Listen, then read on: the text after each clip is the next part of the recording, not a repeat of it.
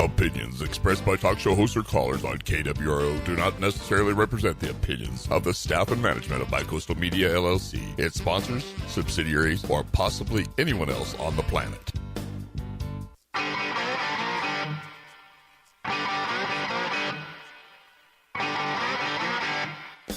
From high atop the historical hall building in beautiful downtown Coos Bay, it's the Rob Taylor Report. So strap yourself in. Your weekly political therapy session is about to begin. And ladies and gentlemen, here he is, the nearly famous Rob Taylor.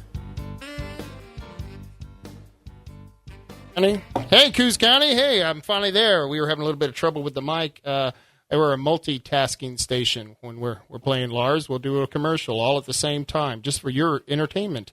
But we're still trying to get some of the bugs worked out. That's what's great about live radio. Those are the things that you work with.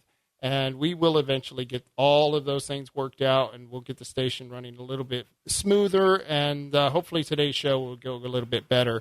We have a guest on, but first I want to talk about, well, what everyone's probably talking about, and that's the Notre Dame fire.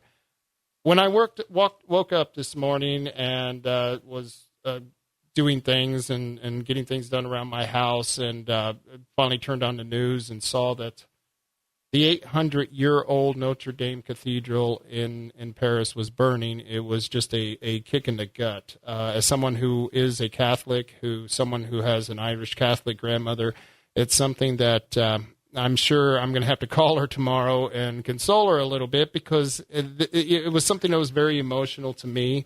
It's something that one of the few books I've actually ever read was The Hunchback of Notre Dame, and this is a great loss to humanity. 800 years of artifacts of history.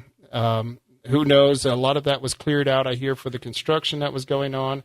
But it's a terrible, terrible loss, and I'm sure they'll get down to what caused it. I'm not going to speculate. I don't know. I wasn't there, and it's not really worth talking about. But the reason I'm mentioning this is that I was going to talk about 3 of the churches that were burned down in Louisiana. A suspect in Louisiana was charged with the fire for several black churches. He was the son of a sheriff's deputy. Excuse me if I pronounce this wrong, Appaloosa, Louisiana, a suspect in arson fires at 3 historically black Louisiana churches, is a law enforcement officer's son who may have been influenced by black metal music and its associated history with church burnings. The state fire marshal said that last Thursday. Now, I really don't understand someone can actually be that influenced by black metal and the associated history that it has with church burnings. I've never heard of such a thing. I understand the church burnings of the South. I am from the South. I grew up for a time in Louisiana. I have relatives who are still in Louisiana.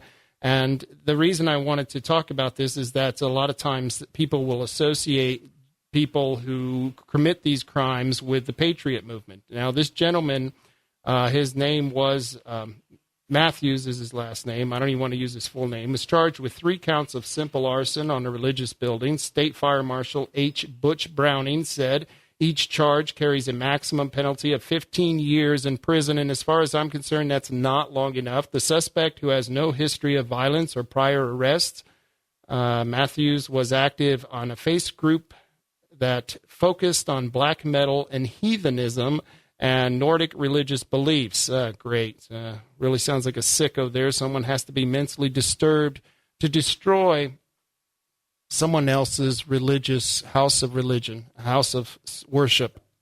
I can't express how much that just infuriating that dirt bags like this are allowed to walk around and do things like this. Well, of course, he's not allowed to do things like this. They're going to do something about it. But he had no history of violence, and he had no history of any other crimes, but he was bragging that he appeared to have been admitted to carrying a handgun illegally, so I hope they don't try to associate that with his violence. But I just want to reflect that when we lose a church like Notre Dame, 800 years, and we don't know why we lost it, it's just a fire, and we don't know what caused it, and when we lose 3 historical black Louisiana churches, there's something going on that we've got to step back and reflect on this and realize what we've lost and appreciate the things that we have. I know myself, I grew up also in Albuquerque in New Mexico.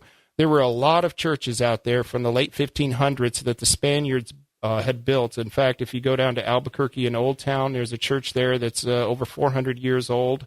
And so I appreciate these things. They're, if you're not religious, that's fine. I've railed against organized religion when they deserve the criticism, and I hail them when they do the right things. But I'll tell you what, nobody should be destroying someone else's house of worship. And so I just wanted to start with that because I think that this Notre Dame thing is going to kind of take the 3 churches that burned in Louisiana out of the news cycle, and I wanted to let everyone know that we should also realize what we lost in our own country in Louisiana with this dirtbag who set it on fire.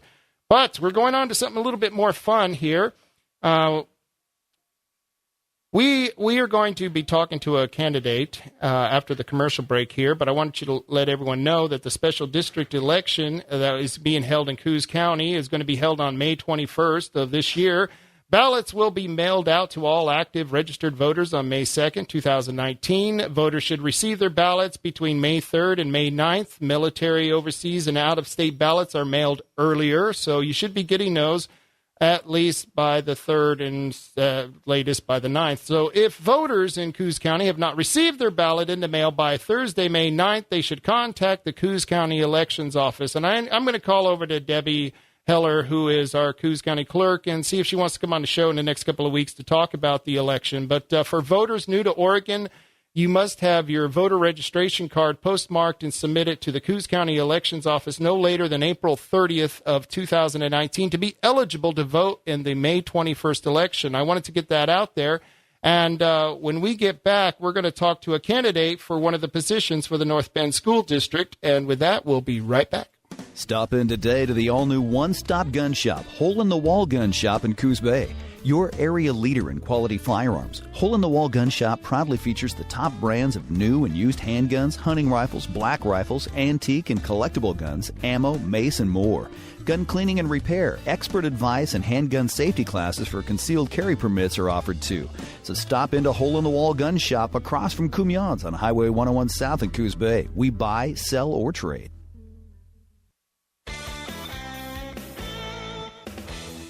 Hi, Danny at Far West Tire and Auto here. With the cold, harsh winter months behind us and summer right around the corner, you want to make sure your tires are ready for your adventure. Whether it's off-roading, a drive up the coast, or to the mountains, you want to drive with confidence that only Cooper Tires can provide. With a wide selection of Cooper tires, Far West Tire and Auto has all your tire needs covered. Stop by Far West Tire and Auto on Highway 101 Coos Bay. Always the right tire, always the right price. The RV business is booming at the Boomin' Y, and Gibbs RV is looking for nice pre-owned RVs to consign or buy. Gibbs RV makes it so simple. They will come to your location, give you a fair appraisal, and help take care of all the paperwork. It doesn't get any easier than that. So let the professionals at Gibbs RV take the hassle out of selling or consigning your RV. Stop by and see them today at 1845 Ocean Boulevard in Coos Bay by the Big Boomin' Y in Empire, or check them out at gibbsrv.com. We're back in session. It's the Rob Taylor Report. And here he is, Rob Taylor. Hey, Coos County. Thank you for joining me. For the next hour, we're going to be talking to a candidate for the North Bend School District. That's School District number 13. And he's running for position number 7. It's a 4-year term, and every odd year we go through these special district elections. There were several other people who were running in the other positions, but there were only a few of those positions that had people who were contested. And in this race, there was another person who was in the race contesting the person that I have here. And the person I have here, his name is Eric Gleason, and he was running against Patrick Ryan. I called Patrick Ryan because I had sent emails out to several of the contested races and to the candidates in those contested races, and I talked to Patrick Ryan, which I normally don't, and I'll tell you why. I don't normally talk to politicians on the phone, and that's because my phone is broken. My phone, for some reason, when I talk to politicians, they say one thing on the phone, but yet when I get out in public, they say something completely different. So I'm just going to assume that my phone is broken. So I always usually ask for people to give me email. So I sent an email out to everyone, and Eric responded back to me, and I appreciate Eric getting back to me. And I thought I'd call over to Patrick and see if he got my email. And all I was going to do was ask, did you get my email? And if he said yes or no, I was just going to say, okay, and hang up, because I didn't really care what the reason was. But then he started continuing to talk about why he didn't want to talk to the press. And he said that because the North Bend had several incidents that turned into a media circus, that he didn't want people like the World newspaper to be getting involved, because he thought that this kind of stuff should be handled internally. And it kind of ticked me off, one, because he put me in the same group as the World newspaper, and that ticked me off because I don't like being considered a clown for the media circus over there. And two, he gave me one of those answers that I used to get on the school board at the Bandon school board, is that they'd always tell me these things like, we'll handle this eternally, Mr. Taylor. We don't want to talk about this in the public, and we don't want to talk to the press. And what that usually meant is that they just wanted to not tell anyone what was really going on. So I was a little verbally abusive to Mr. Ryan, and I told him with not so many words that I didn't appreciate what he did. And so I contacted Eric Gleason, the other gentleman in the race, and I said, why don't you come on the radio show? Instead of doing a debate, we'll just have a conversation. And with me right now is Eric Gleason. How you doing, Eric? I'm well, Rob. Thanks for having me. No, not a problem. So tell me, why would someone put themselves through the torture of running for the school district? That is a great question. Yeah. That is a great question. I've asked myself I'm continuously sure you have, yes. Over the last month. Really what it comes down to is my wife said I needed a hobby. No, I just finished school, and I like to keep busy, and I want to keep busy in the community that I love so very much. I'm a product of the North Bend school system. I graduated from North Bend High School in 1998. I've had family who were secretaries. Whoa. You said you graduated in 1998? I did, yeah. Oh, wow, I'm so old. Bill, you are so old. Yeah, okay, I'm sorry. Go ahead. And you've got a doctorate, right? I do, yeah. Okay, Bill, not only are we old, we're lazy bums, okay? So, yeah, all right. Yeah, well, so go ahead, tell us. I'm sorry. No, that's fine. I love the community that I live in. I left for the military after high school, spent nearly 8 years in the United States Navy, and I came home. And after being home for a while and kind of cooling my heels and spinning my wheels, I realized that I needed to better myself. And I did that through education by eventually moving up to get my doctorate. And knowing that I wanted to try to better the community that I love. And I have children who are in the North Bend Schools district. And I know that I want them, even my younger ones, I have a 4, an 8, and an 18-year-old daughter. And I want them to have the best opportunities. And I think that I can't complain about what's happening in our community if I'm not trying to at least be involved in the changes that need to be made for them. And that was really one of the reasons I decided to put my feet in the water here.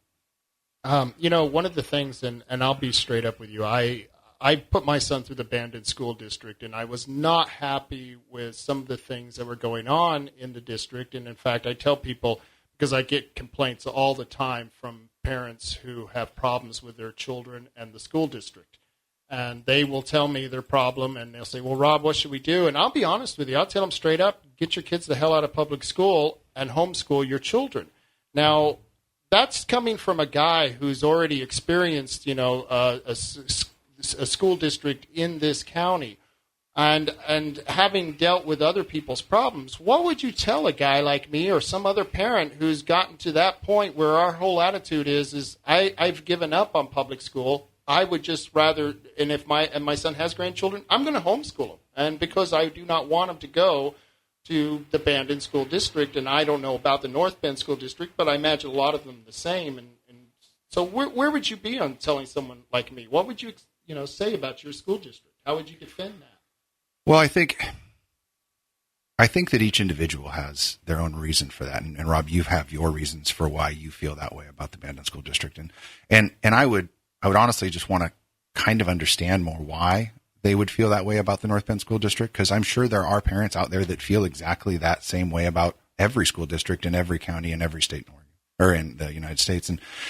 And for myself, I'd really want to try to get down to the root of why you feel that way and try to figure out if there is anything that can be done to alleviate those feelings. Now, if there is literally just nothing that we can do, if we cannot put anything in place that's going to make you feel better about that, then by all means, homeschool the kids. I have plenty of people that I know that have homeschooled children that are very, very bright, very well-spoken, do very well in the community even after they've graduated. Some of my best friends are homeschooled kids. and that's great. It works. It really is going to be, and whether it's homeschooling, whether it's online, whether it's in the classroom in public schools, I believe that whatever you think is going to be best for the learning experience of your child, then do that. Do that, because that's what's most important, is that our youth get the education they need in a manner in which makes the most sense for them. And I would agree with you. But the other thing, and I'll turn the flip side of this coin, and you hit on it when you went into your introduction, is that if you can't really complain unless you're getting involved. And so I have all rights to complain because I've been involved with my child's education. I've been involved with the political aspects of the district. And so I appreciate that you are getting involved, and I encourage people that if they don't like the system, that's exactly what you do. So what do you think that you can bring to the school district that might make it a better place and be more applicable to parents who are worried about their children going to the school? Well, I think that for myself, I'm air quoting younger. I just turned 39 on Saturday. Right. So don't rub it in. I won't. I'll try not to. The last time I mentioned it, I have a perspective. I think that I was in high school 21 years ago, and I know things have changed a lot in 21 years. I've just recently been through our local community college going to school, different state colleges going to school. I understand kind of a wide range of what it looks like next. I've spent time in the military. I understand that aspect of it. Right. I have, like I said, I have a 4-year-old daughter, an 8-year-old daughter, and an 18-year-old daughter. I really kind of understand the full range of what at least my children, and I can only speak to my children, and I don't want to generalize that my children need exactly the same things, because they don't. Everyone is unique. Every child is unique, right. And they need something a little bit different. Especially a father of 3 daughters, you probably know that better than everyone. And I'll tell you what, my dad, he has 4 sons and 1 daughter, and he'll tell you straight up the sons were nothing of problems that he had with the daughter. So yeah, I feel sorry for you. Oh, hey, my 18-year-old daughter is very bright, and she saved my life when I was younger and giving me a reason to move forward. And my 2 little ones keep me young. I can tell you that. But I know that I want to be involved in how their education is shaped. And like you said, if we're not out there doing something, then we can't complain about it. But I think I can take all of my experience that I've gained through all of the things that I've done in my life since high school and really have just a different perspective that maybe others haven't had in the past or don't have right now. When you were in the military, where did you see any action? Was there where were you at in the military and what were you doing? I think that's important. I was stationed in San Diego, California on the USS John Paul Jones. I was on the Tomahawk strike team that fired the first Tomahawk into Afghanistan after 9/11. I was in the Persian Gulf when that happened, and I was on that strike team. I used to do non-compliant and compliant smuggling shipboardings in the Persian Gulf on oil smuggling ships. Oh, I bet that was interesting. I was military police for the second half of my career on Naval Base San Diego. So I have some experience in a lot of different things. I would imagine you would, and I have a lot of friends who are military. In fact, the former host of the show, Jim Bice, you and him could share all kinds of interesting stories. He was in Vietnam, and I can guarantee you he's at home going, "Yeah, I can tell you this." And so I thank you for your service, and I appreciate that. I'm glad that young men like you go out there because it gives a lot of young people out there a sense of patriotism that they may not have had unless they've actually sacrificed for their country. And you did sacrifice. There is no doubt about it. Anyone who's been in the military, I don't think anyone understands it unless you've been a military family, how much you go through. Like I said, one of the first things that I remember growing up on TV is watching my uncle not watching my uncle, but watching the reports of Vietnam and knowing my uncle was over there. That's, you watch those things and you grow up with a little bit of different respect for your country and stuff. One of the things, you have 3 daughters, and here's one of the problems that I know a lot of people have with schools, and that's they're implementing, they're using time and they're taking money and they're implementing ethnic studies and sexual orientation in the classrooms. And when most people think that diversity training and lifestyle choices should be up to the parents, where do you stand on some of this that's going on in the schools today? Well, I don't know exactly what they're doing in the North Bend schools per se. I know that hasn't been something that's come up with my daughter as far as issues surrounding those issues. But I do know that in general, I think that the parents, not just on this topic, but in so many other topics in school, that their input should be considered when discussing curriculum of any kind. I think that by doing that and the parents being engaged in what is going on in the schools, they become an active participant in their child's education in so many various types of study. Right. That they're by default, I think, going to be more invested in how their child is doing in school. Now, as far as this topic in general, I think that if there are students that want to learn about these things, and depending on the nature of the class, I mean, we've learned some things. Even when I was in school, we watched in health class some somewhat graphic. Much more than we did in the 80s, but then again, what was going on in the 80s, we kind of learned it in the streets pretty quick. So. Well, yeah. I mean, there's problems with that approach to it as well. Right. But I think that sure, all parents should be have an active part in talking and discussing curriculum. And if they have a problem with the curriculum that is happening, if it's in fact like you're discussing here, then they should be able to bring it to the school board. They should have a genuine discussion about why and why not, and take every side into consideration about what it is that they're learning from this and what they may feel they're not learning from this. And I'll give you a good example of this, and this is one of the things that set me off with Bandon. And they showed a video to my son, and the name of the video was called "The American Indian, Prisoners of the Reservation."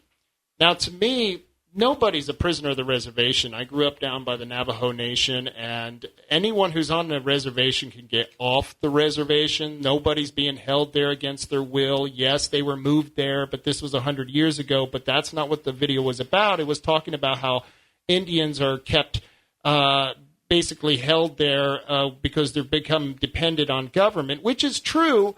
But to call them prisoners, to me, was, you know what I mean? It was a political tinge that tried to take an issue that is a very serious issue, and they turned it into making the government a villain in the issue and making it almost a racial thing, as if the white dominant race was taking out, was oppressing the lesser race. What the video showed.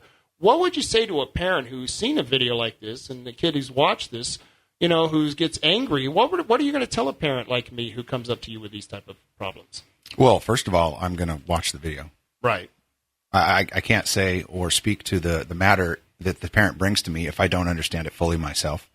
Then what we would do is we'd sit down and we'd have a discussion about why they feel the way that they do, and then I would give my perspective on that, because I think that we should have that discussion. And even if I disagree with you, Rob, on that, and having not seen it, I can't say. Right. But we're going to have that discussion, and we're going to talk about it, and then we're going to come to a conclusion, hopefully. Now, there are some times you don't ever you just agree to disagree, and we go forward. Right. But I think we have, and we owe it to ourselves, and we owe it to our youth to be civilized enough to talk about why we disagree and what we want to do to move forward. I can't say that you get an answer out of me that you want, because, like I said, I don't know. You haven't seen it. So. But yeah, I do. I would try to take into consideration the parent's view on the topic, and then make a concerted effort to look into that so that I understand fully what the topic is, what it's discussing, and what they're trying to say. And then we would come back together and see if we can find a resolution to that. And I do like the fact that you would be interested in watching the actual movie and sitting down with the parent. That's some of the things that I wish more school board members did, because there are some of them who really take a hands-off approach. You know? But how am I supposed to come to you with a resolution if I don't understand? I don't know. That's a good question. But Like I said, whether we disagree or not, I still am going to want to understand it. And we owe it to the kids. We absolutely do. That was the best point you made, is we owe it to the children for you and I to sit here, and if we disagree on a topic, to be able to come to those conclusions civilly and to understand that we're all going to have our different opinions. Well, and I think our youth need to understand that you can have a disagreement and still have means to sit down and discuss it like adults. Absolutely. I agree with you. Thanks. We're going to go to a commercial, and when we get back, we've got a few more questions. And if you want to join the conversation, you can call us at 541-267-2124. You only got about 30 minutes left of the show for the first hour, and with that, we'll be right back. Stop in today to the all-new one-stop gun shop, Hole-in-the-Wall Gun Shop in Coos Bay. Your area leader in quality firearms. Hole-in-the-Wall Gun Shop proudly features the top brands of new and used handguns, hunting rifles, black rifles, antique and collectible guns, ammo, mace, and more. Gun cleaning and repair, expert advice, and handgun safety classes for concealed carry permits are offered too. So stop into Hole-in-the-Wall Gun Shop across from Cumyons on Highway 101 South in Coos Bay. We buy, sell, or trade. Before you choose your adventure, make sure your 4x4 is modified and ready to reach uncharted areas. Leave your cares behind and all the work to the experts at Tom & Giggs Automotive. From diesel power to towing access, the Bay Area's top 4x4 performance headquarters will help you get ready for wheeling and down the trail. Pick up all the necessities and the I've got to have it's on the showroom floor. Get your rig adventure ready the right way with Tom & Giggs Automotive, your 4x4 performance headquarters, one block past the Boomin' Y in Empire, and online tomandgiggs.com. All right, ladies and gentlemen, Genucel right now is having their 50% off limited time sale. It's their half-price clearance sale. And if you order Genucel to get rid of bags and puffiness under your eyes, you'll also get Chamonix's brand new Platinum Tan Enhancing Body Lotion. That's a free gift. Perfect hydration, tan, and protection to rejuvenate, hydrate, maintain that bright summer glow with a lotion unlike anything you can buy in any store. So sit back, relax, enjoy the beach with the best-looking skin possible and no bags or puffiness under your eyes. They're gone. Everybody I know that's tried Genucel from Chamonix loves it, swears by it. Linda, Lauren, and so many others. Call now, 800-SKIN-509, 800-SKIN-509, guaranteed to work in 12 hours. Your money back, guaranteed, no risk to you. You'll also get the Platinum Tan Enhancing Body Lotion free while supplies last. And if you call now, shipping is free. It's 800-SKIN-509. It's the half-price summer clearance sale at Genucel.com. 1-800-SKIN-509 from our friends at Chamonix and Genucel. Investments and securities involve the risk of loss. Ken Fisher, founder and executive chairman of Fisher Investments. We don't sell annuities. We'll never sell annuities. Most annuities have nosebleed level fees, don't do what the customer thinks they do, have tremendous tax problems, are hard to get out of once you're in them, and are extremely confusing. Don't let the sound of guaranteed income lead you to financial headache. Call now for your free report, Annuity Insights, and find out why legendary money manager Ken Fisher hates annuities. Call 1-800-770-3377 and see what you might be getting into. Anything you want to do with annuities, there's a better way to do. If you have more than $500,000 to invest, talk to us. Get your free report, Annuity Insights, and find out the 9 questions every annuity investor should ask. Call now, 1-800-770-3377. That's 1-800-770-3377. There's a common assumption about identity theft. A lot of people believe it's just credit card fraud, but credit card fraud isn't the only form of identity theft. And if you're just protecting your identity by monitoring your credit and checking your bank statements, well, you could miss some forms of identity theft. Like, for example, your information being for sale on the dark web. That means somebody getting an online payday loan in your name, or even someone draining your 401k. Now, thank God there's LifeLock. Now, they use proprietary technology to detect and alert you to a wide range of identity threats. You have a problem, one of their U.S.-based restoration specialists will work to fix it. Now, we can't prevent all identity theft, monitor every transaction, but with LifeLock.com, you can see more than you'd see by just monitoring your credit. Join now. You get a 10% discount just by visiting LifeLock.com/Hannity, or just call 1-800-LifeLock. Use the promo code Hannity. LifeLock.com/Hannity and save 10%. We're back in session. It's the Rob Taylor Report. And here he is, Rob Taylor. Hey, Coos County, and if you've been listening, we're talking to Eric Gleason. He is running for the North Bend School District. It's position number 7, which is a 4-year term. He does have a challenger, Patrick Ryan, who's running against him. We're talking with Eric today about some of the issues that are going on at North Bend, and if you have any questions for him, you can join the conversation at 541-267-2124.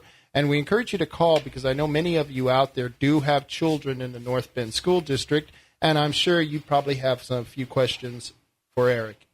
Eric, I've got a question for you that's on the mind of a lot of people. And in fact, when I was doing my question, when I was putting them in order, I was putting them in order of how many people had contacted me on that specific subject, and because I knew that would be the thing people would want to hear about. And, of course, at the top of the list is the concern of mass shootings in their children's school. And the question for you would be, what do you think the district should do to prevent a mass shooting or to prevent violence overall? And should students and how should the district deal with people's fear of mass shootings? So so basically what I want to know is, how would you deal with the overall to prevent a mass shooting, and then how would you deal with people's fears overall? Well, this is something that plagues not just school districts, but offices in general, buildings. I know where I work, we do a lot of have a conversation about it quite a bit. And I was North Bend School District actually currently uses the ALICE system. If you know what ALICE is, explain that for us. It's alert, lockdown, inform, counter, evacuate. And what it is, it's a step-by-step system that's been implemented in quite a few areas around the country that breaks down what it is that you need to do in the event of a mass shooting.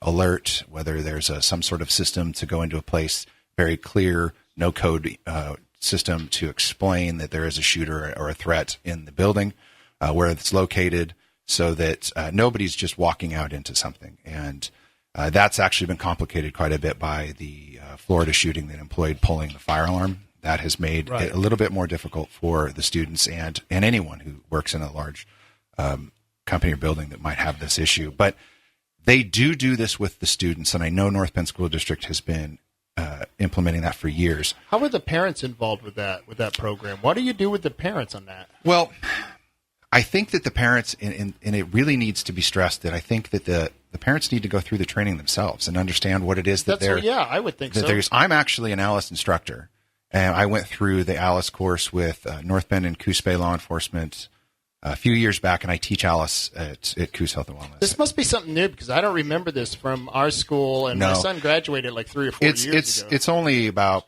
5 years old. 5 years old. The process.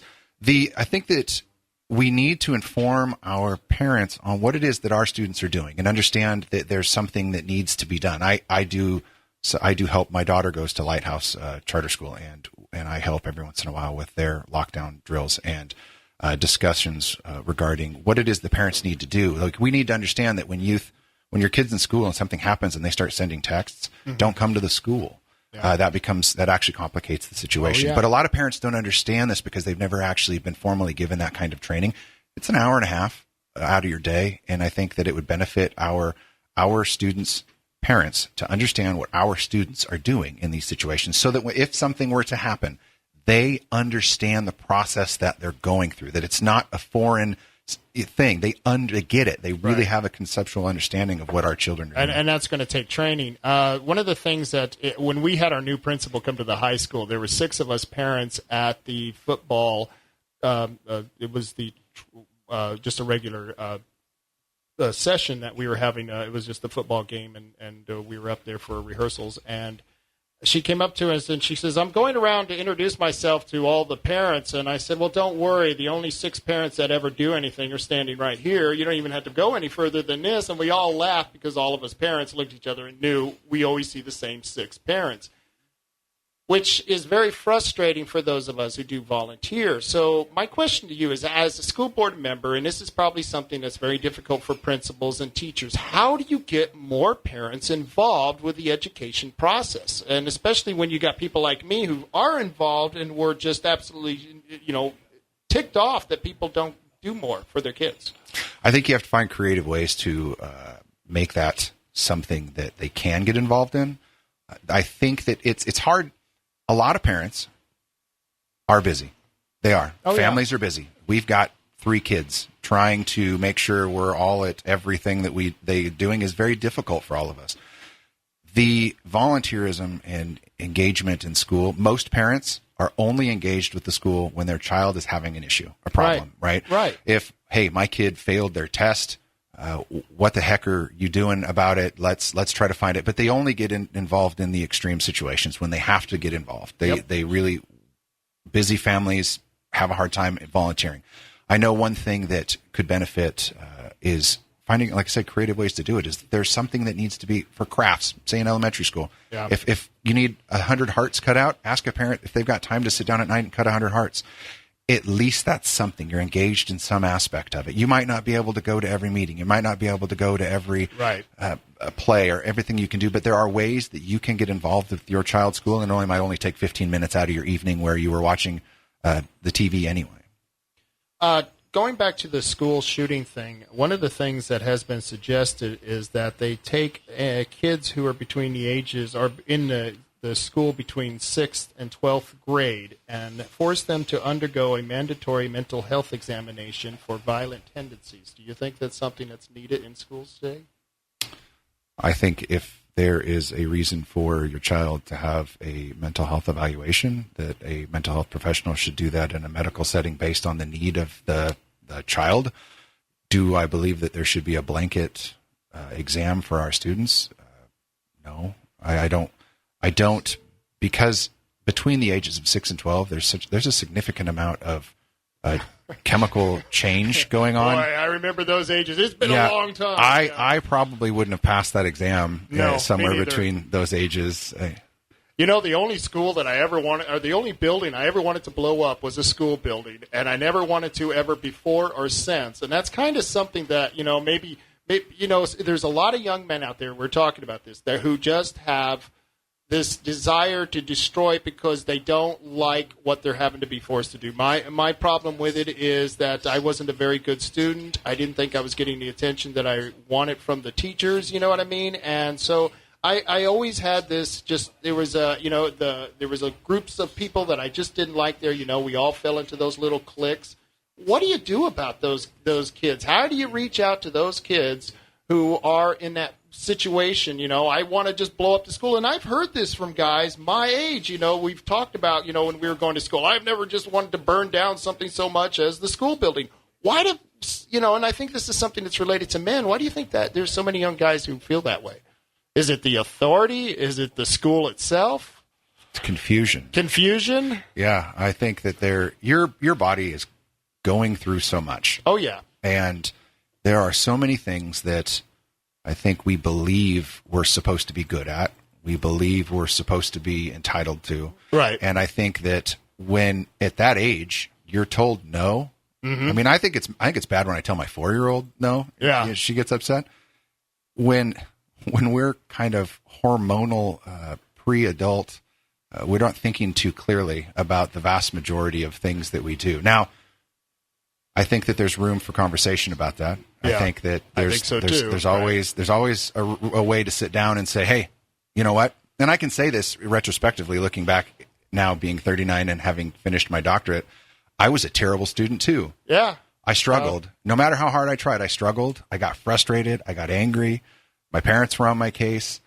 But some peer conversation saying, you know what, you can make it. Yeah. You're going to get older. Your brain's going to clear up. And you're going to start thinking about things a lot differently than you do right now.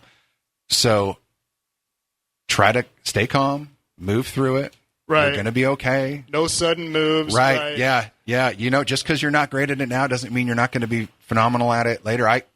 My grandma, who is probably listening, used to tell me every time I graduate from something, we didn't think you were going to make it through high school. Right. Yeah.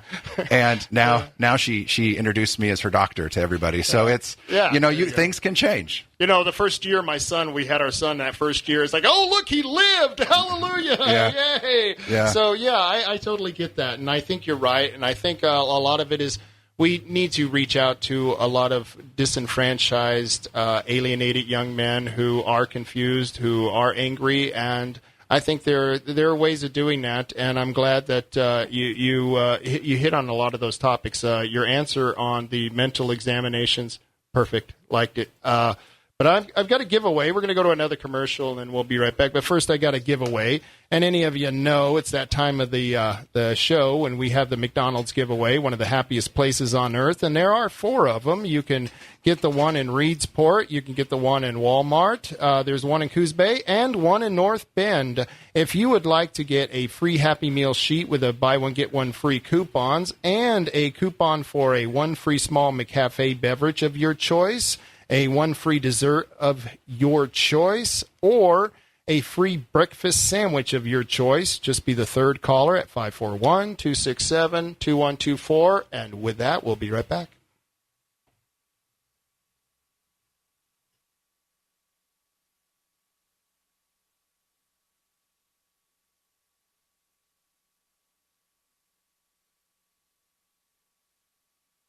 I'm the 3rd generation of our family-owned and operated business, Ragin' Coffee Company. For a quarter of a century, we have been providing some of the best coffee around. We are NOP certified organic by Oregon Till since 2007. We make it for Bayshore Auto, your one-stop auto store. Lyle, did you know Bayshore Auto is AAA approved? Yep. And did you know that they're ASE certified? Yep, I did. And did you know that they got high-quality auto value parts? Everybody knows that, Milo. You think? Yep, don't take no genius spot a giraffe in a buffalo herd.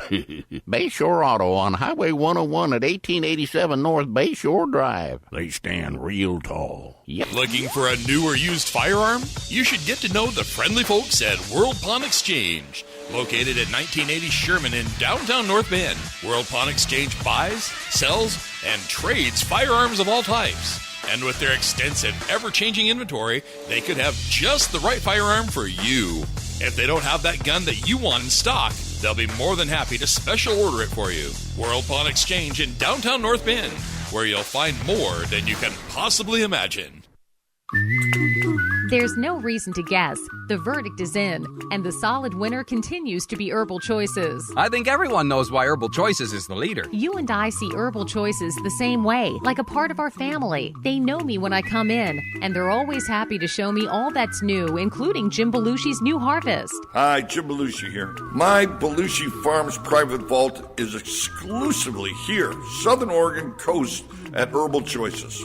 Check it out. It's the only choice. And no matter where you are, Herbal Choices is close by. Coos Bay, Charleston, and Bandon. They always keep me updated on their website at www.theherbalchoices.com. No one can compete with Herbal Choices prices. They now have so many locations that they buy large quantities and pass the savings along to their customers. It's their people, friendly, always ready to help with knowledgeable answers. It's like dealing with family. Do not operate a vehicle under the influence of marijuana. For use by people 21 and older, keep out of the reach of children.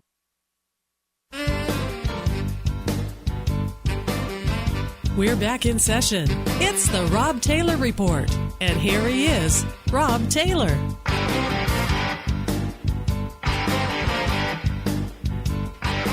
That TV show. Hey, we were just talking over here about different things, and we're having a really good conversation with Eric Gleason, and if you'd like to join the conversation, you can call the show at 541-267-2124. I know you probably have some questions out there, especially, and if you're a student of North Bend, you're more than welcome to call in. I know that students should be talking to people who are in the district, but it's something that is up to you. Eric, according to the Oregon Assessment of Knowledge and Skill, that's the OAKS test, the North Bend School District English test scores, the Oregon Coast Technology School has passed that with 76.2%. The North Bend High School passed it with 70%, but the North Bend Middle School scored at 55%, the North Bay Elementary scored at 53%, Hillcrest 61%, Lighthouse Charter at 50%.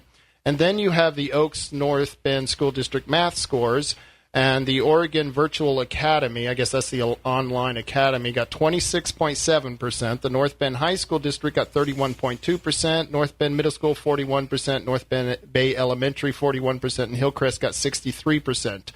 My question to you, with North Bend School District having such low math scores, what do you intend to do to improve that? I guess give everyone math quizzes. That's what we'll do. Well, I think that I know as my oldest daughter was coming up through, there's a teacher I spoke with once when she was dealing with some grade issues during we track grades now through all the way through school. It wasn't like when I was a kid when you could just get away with it until midterms. Hopefully just not tell your parents you weren't doing well. We had a conversation with the teacher, and one of the things that he said to us, which was fairly germane to this question, is that they teach to test. Yeah. They're I don't know that our youth truly get a chance to digest the information before they have to move on to the next piece in order to stay on track with the testing that is being done. And I think that we didn't do that when I was in school. Right. And I think that we've kind of missed an opportunity to bring along the students that struggle just a little bit more. I, in school, struggled with math. I did. Me too. I struggled. Me too. And I'm an optician, so that tells you where we went, So, yeah. Right. No, it was very difficult for me to get into what was happening and really understand it. And I think that had we been learning to test like they do now, I don't know that I would have made it at all. Right. And I worry, and I don't know exactly what each one of those schools is doing, and it's something that I'd really like to dig into if I'm elected, is to try to figure out what it is that they're working on, and then find out if it's across the board, and if it is across the board, what do we need? What can we do to try to make it work? But I think because we focus so much on the Oaks testing, that's what we're doing. We're just trying to make our deadline to the next test, and I don't think that the youth is actually able to really understand. Those that get it, they get it. They're going to do well. But they're going to. Going to anyway. It's those that your average student or below average student that's not going to ever be able to keep up, because if you don't understand the first concept, how do you truly understand the second concept and understand the third concept? And there is a linear line to that. And one of the things that you said with the test scores is that, and this is what I've heard from a lot of teachers, is that they're now teaching for the test. They're not teaching the problem-solving aspect of it. And I think that shows in the test scores. I think the test scores itself, are bringing it up. We've got a caller on the line, Alan from Empire. Alan, you got a question for us? Yes, I do. With all the controversy swirling around, I'd like to know his stance on transgender bathrooms, showers, and locker rooms, and I'll take his answer off air. Thanks.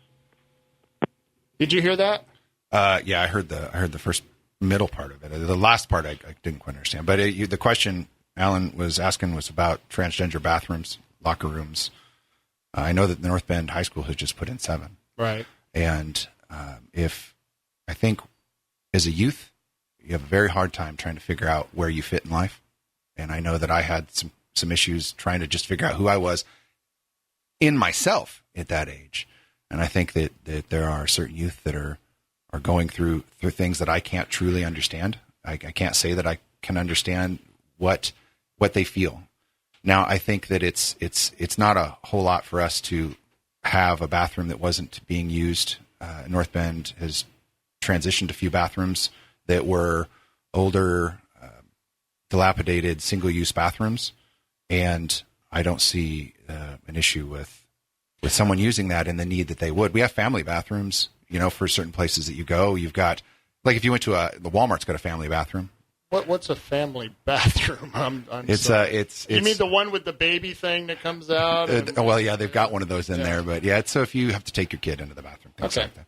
Now, I'm not saying that those are the same thing, but what it is that these individuals who feel like they're transitioning or need to transition or do whatever that is they need to do, if we give them a safe place to go, they're going to learn when they feel safe. We need to worry about how they learn And you can't learn if you feel like you're in crisis all the time. And no student should feel like they're in danger. Right. Here's my problem with the way that North Bend did this. They should have just called them a single-use bathroom instead of calling them a gender-neutral bathroom, because then that implies that only the gender-neutral bathroom can only be used by gender-neutral people. And the way I understand it is anyone can use the bathroom.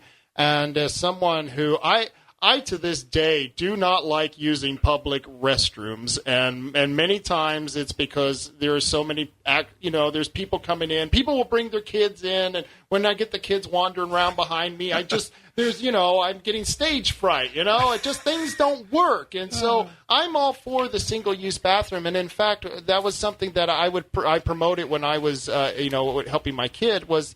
In school, that they have these bathrooms where they send 20 kids in, and we used to do a lot of things in the bathroom. You know what I'm saying? That's where we dealt a lot of drugs. We had we had a lot of sex, and so I never understood why they didn't have more single-use bathrooms and just not call them gender neutral bathroom. And I think they kind of caused an issue by just doing that.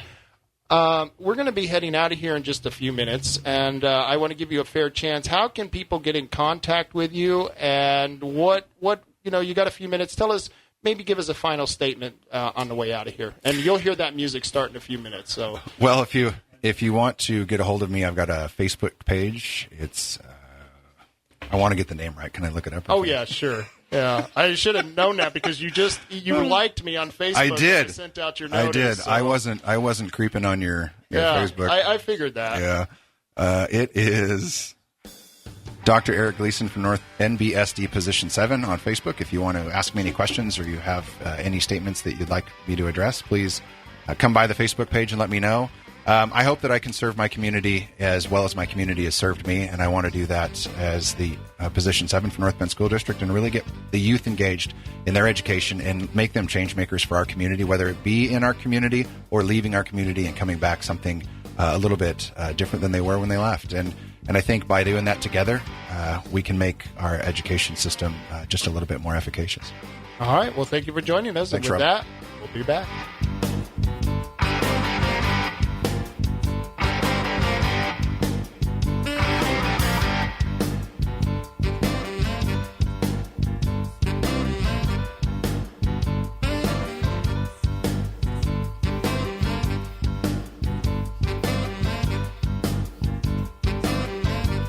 Finally, the way talk should be heard. 630 and 101.1 FM. KWRO. Coquille live on KWRO.com. Under control anytime soon. How much from the inside of this cathedral will be salvaged? In the meantime, there are still extraordinary scenes of emotion all around. Parisians have gathered, Catholics have gathered, and for the last few hours they've been singing, they've been praying, gathering together as they watch their beloved cathedral go up in flames. French President Emmanuel Macron has vowed to rebuild the cathedral with international help and has launched a fundraising campaign. One firefighter was seriously injured, and crews are expected to stay at Notre Dame throughout the night. I'm Ann Cates. Vermont Senator Bernie Sanders has released 10 years of his tax returns today as he runs for the 2020 presidential nomination. Sanders' income crossed the $1 million threshold in 2016 and 2017. Congress and the public will see the findings of the Russia probe on Thursday. A Justice Department official says the report will be released in redacted form, much to the dismay of Democrats in Congress who have been pushing for release of the full report. A brief summary of the principal conclusions of the report, compiled by Attorney General William Barr and Deputy Attorney General Rod Rosenstein, said the Trump campaign did not collude with Russia during the presidential election. Barr also wrote that the special counsel, Robert Mueller, did not reach a conclusion as to whether the president obstructed justice. House Democrats say they want to see the report without the interpretations or the redactions, saying they want to reach their own conclusions. Linda Kenyon, Washington. On Wall Street, the Dow fell 28 points, the S&P down 2. I'm Ann Cates.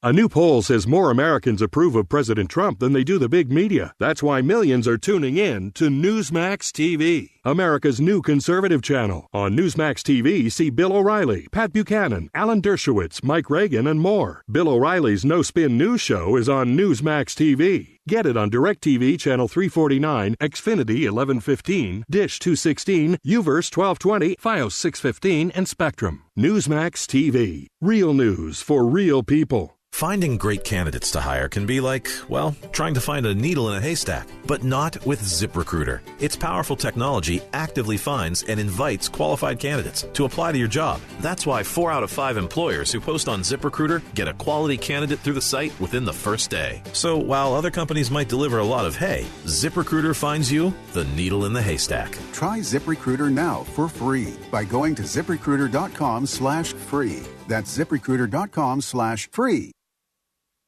The winner of the 2019 Boston Marathon was decided by less than a second today. It was a dramatic finish on Boylston Street. For the 2019 Boston Marathon men's champion, Lawrence Cherono from Kenya. He finished in 2 hours, 7 minutes, and 57 seconds, barely inching out fellow Kenyan two-time winner Lalisa Desisa after a neck-and-neck dash over the last few hundred feet. In the women's race, Ethiopian Worknesh Degefa crossed the finish line first with a time of 2 hours, 23 minutes, and 31 seconds. She was 42 seconds ahead of the second-place finisher. American Des Linden, who won last year's women's race in a freezing rain, came in fifth. I'm Steve Kastenbaum. Lyft has pulled 3,000 electric bikes from New York, San Francisco, and Washington, D.C. after customers complained the cycles were braking too hard. Lyft is trying to determine the cause. I'm Ann Cates.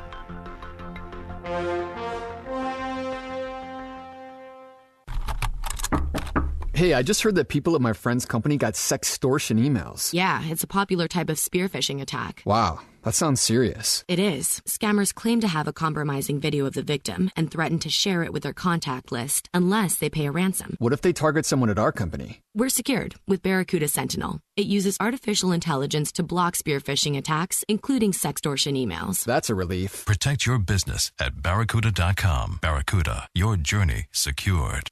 Does your dog itch, scratch, stink, or shed like crazy?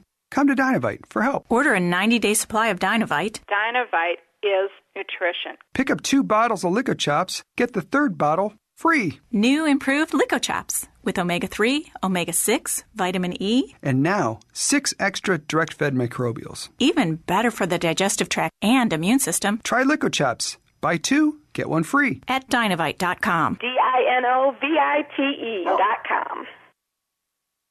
All right, ladies and gentlemen, Genucel right now is having their 50% off limited time sale. Opinions It's their expressed by talk show hosts or callers and on if you order KWRO Genucel, do to not get rid of necessarily bags and represent puffiness the under your opinions eyes, of the you'll also staff and get management of Chamonix's Coastal brand Media. new Platinum Tan Enhancing Body Lotion. That's a free gift. Perfect hydration, tan, and protection to rejuvenate, hydrate, maintain that bright summer glow with a lotion unlike anything you can buy in any store. So sit back, relax, enjoy the beach with the best-looking skin possible and no bags or puffiness under your eyes. They're gone. Everybody I know that's tried Genucel from Chamonix loves it, swears by it. Linda, Lauren, and so many others. Call now, 800-SKIN-509, 800-SKIN-509, guaranteed to work in 12 hours. Your money back guaranteed, no risk to you. You'll also get the Platinum Tan Enhancing Body Lotion free while supplies last. And if you call now, shipping is free. It's 800-SKIN-509. It's the half-price summer clearance sale at Genucel.com. 1-800-SKIN-509 from our friends at Chamonix and Genucel.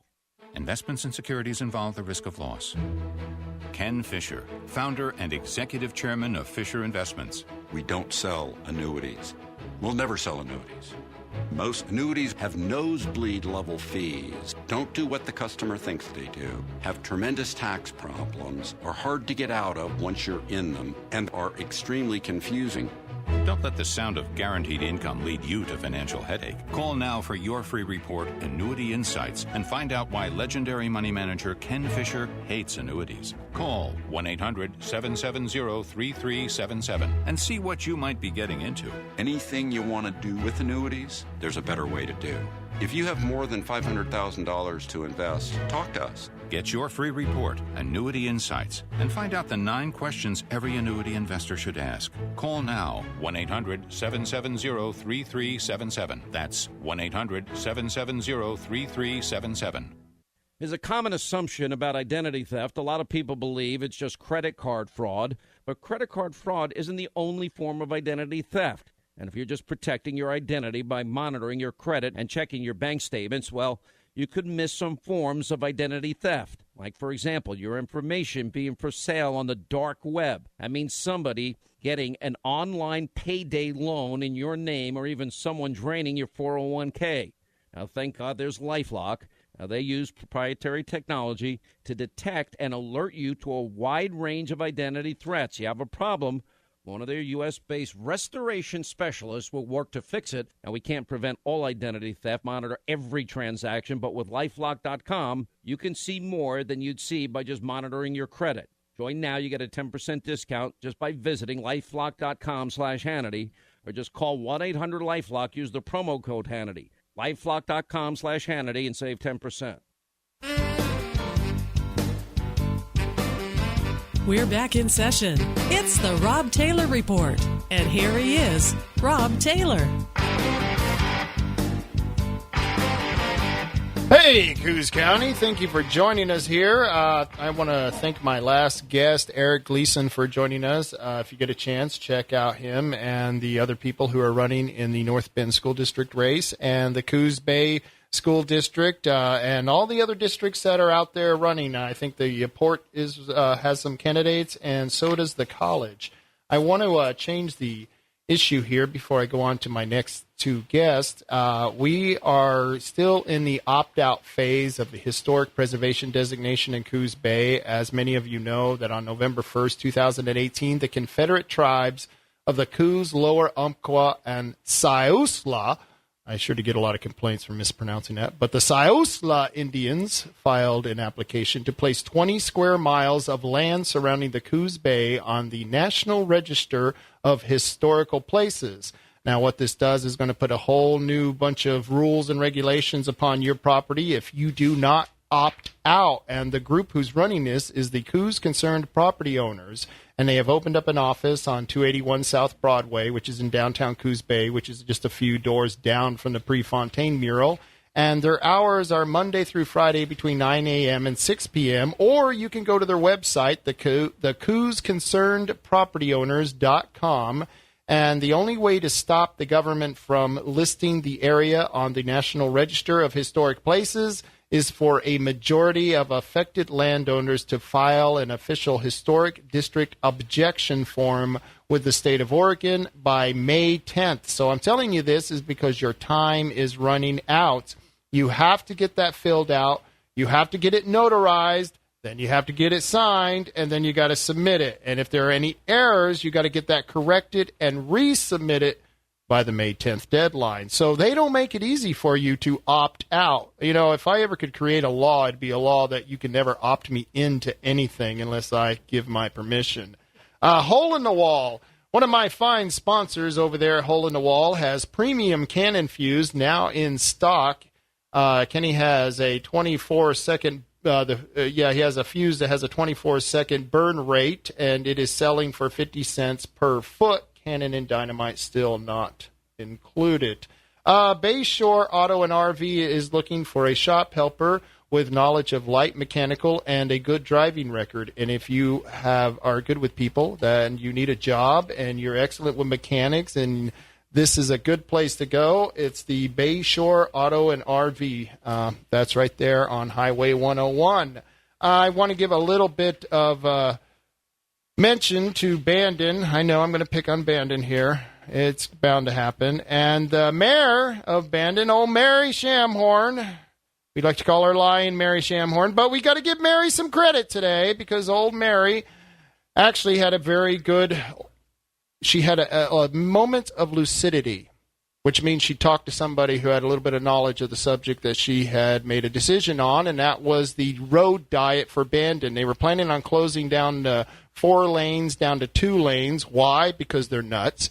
And so the mayor there, who is Mary Shamhorn, talked with the chief of the fire department and found out that if they close that down to 1 lane, the fire engine is going to have a much more difficult time getting from one place in Bandon to the other place in Bandon because they're not going to be able to go in and out of the lanes like they're able to now. So think about that. The mayor and the city council made a decision on a road diet and didn't seem to talk to the fire chief to ask him the simple question if this is going to be a problem for the fire engines.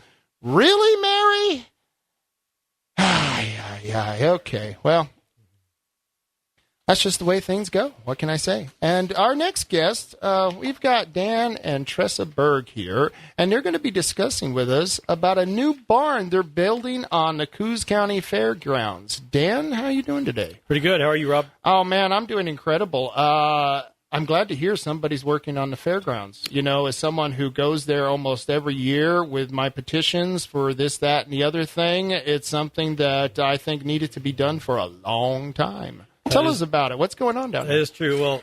Well, we're the Coos County Fair Alliance. We're a 501c3 nonprofit, Oregon nonprofit organization, and my wife, Tressa Berg, is in here. She's on the board with me, and she's got a beautiful face for TV, but I don't think she wants to use a radio voice today, so she's going to make me do all the talking. You two, you're a fun couple over there, and you got Bonnie Montoya May on it. That must be a really fun board, because I know Bonnie, and let me tell you, some of the best meetings we had about the band in March was over at Bonnie's house. We get a couple of bottles of wine, a few joints, and let me tell you, things go into weird places, but, we had a good time. She's a great lady. I really enjoy having her on there. Yeah, she's been a great asset. She's down in California right now working on some renovations. And I was talking to her. The first thing I asked her is, how's the weather? And she goes, oh, you're going to hate me. It's beautiful. And I go, oh, get out of here. I mean, so she rubbed it in. Right. Yeah, she did a great job of producing our webpage. We'll give the web address for that later on here. But just a little bit about the Alliance, Coos County Fair Alliance. We got started back in December of 2017. The board members got brought together around March, and we got brought in by a lady named Julie Groves. She called us to organize that, and so a little bit of background on how we got drawn in with the fair. My aunt, Sue Christensen, and her brother, Jim Gross, our aunt and uncle, started back in the late 80s. I was talking with Debbie James at the fair office a couple days ago. I said, when did they start working in the fair office? As bankers, basically. They took in all the gate receipts, tracked the money, tracked attendance, and would organize all the ticket takers at the booths, and scheduling. And started in the late 80s, and they did that. My Uncle Jim passed away in 2005, and then my Aunt Sue was doing it. We moved down here back in 2013 from Seattle. We'd been gone for 17 years. And we ended up going to the office and helping her out because she was on her own. She'd be there till 10 o'clock at night. Oh, poor dear. Yeah. So we would go in and help her in the evenings and whatnot. And about 2016, she decided she wanted to be on the fair board. So she submitted her letter of interest to the commissioners and got her friend Julie Groves to do so. And they got appointed by the commissioners to serve on the fair board. I believe they're 3-year terms. But unfortunately, she didn't get to attend any of the meetings. She came down with pancreatic cancer on January 30th of 2017. And in 75 days, the cancer took her. Oh, my. So we're actually sitting on the 2-year anniversary of her passing, April 15th. I mean, what a day to go to, though. Right. Tax day. And, right. Those are only two inevitable things in life, really. But so we're looking here going, Aunt Sue, when Julie Groves contacted us to be on the board of the Alliance, she said, your Aunt Sue would really love it if you guys would be involved in working at the fair again. And so that's kind of a little story about how we got drawn into this. And that's a good thing because it's a generational thing. And when you've got something that is, to me, the fair is something that's for the people of Coos County. Right. It's for the one generation to pass down to the next generation and have that communal spirit and stuff. And so for you to be doing that on the board I'm glad to see that kind of people would call it nepotism, but you can't get away with without nepotism in Coos County in any small town, right? Right. But it's a good thing because people are getting involved, and whatever it takes to get you involved, that's important. So whatever it takes, And we have to be honest. We didn't understand. Never been on a nonprofit board before. The amount of work that there's a lot of work. Yeah. Well, now you know the wine and the other stuff.